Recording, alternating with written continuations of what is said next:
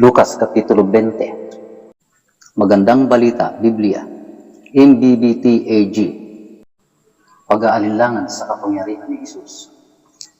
Isang araw, habang si Jesus ay nagtuturo sa loob ng templo at nangangaral ng magandang balita, nilapitan siya ng mga punong pari at mga tagapagturo ng kautusan, kasama ang mga pinuno ng bayan.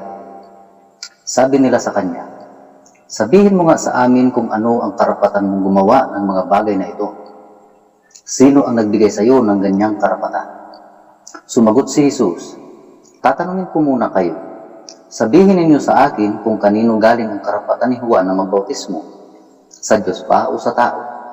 Kaya't nag-usap-usap sila kung sasabihin natin sa Diyos. Sasabihin naman niya sa atin, "Bakit hindi kayo naniwala sa Kanya?" Subalit kung sasabihin naman natin mula sa tao, babatuhin tayo ng mga tao dahil naniniwala silang propeta si Juan. Kaya't ang sagot na lamang nila ay, "Hindi namin alam." Kaya't sinabi ni Jesus sa kanila, "Kung gayon, hindi ko rin sasabihin sa inyo kung sino ang nagbigay sa akin ng karapatan upang gawin ang mga bagay na ito." Ang talinghaga ng ubasan at sa mga magsasaka.